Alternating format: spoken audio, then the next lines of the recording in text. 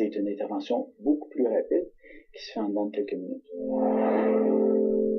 Ce petit appareil sans fil permet aux médecins de surveiller en continu le rythme cardiaque des patients qui font des chutes, des pertes de conscience et des AVC inexpliqués. Sa fonction n'est pas nouvelle, mais sa miniaturisation, oui. C'est le nouveau dispositif et c'est l'ancien. Le dispositif, gros comme une allumette, s'insère sous la peau et ne nécessite qu'une anesthésie locale. Ce qu'on fait, c'est qu'on pince la peau, puis on fait une incision. Une manipulation simple qui peut se faire dans un bureau lors d'un premier rendez-vous. Transférer une activité qu'on peut faire au bureau, qui se faisait auparavant en salle d'opération, mais ça libère des places pour d'autres gens qui ont besoin des interventions peut-être plus complexes. Bonjour. Bonjour. Comment ça va?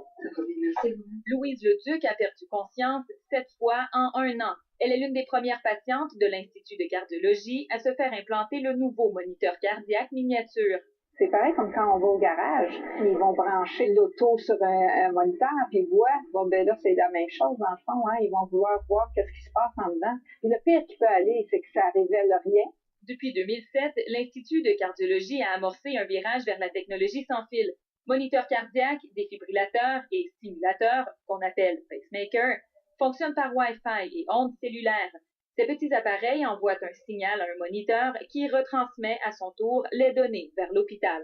On a des battements cardiaques réguliers qu'on peut voir par la petite coche bleue ici.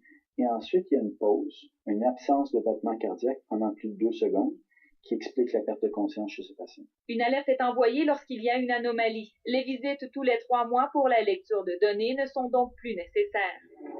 Déjà, grâce aux nouvelles technologies, l'Institut peut traiter 12 000 visites par année, comparativement à 2 000 il y a à peine 15 ans.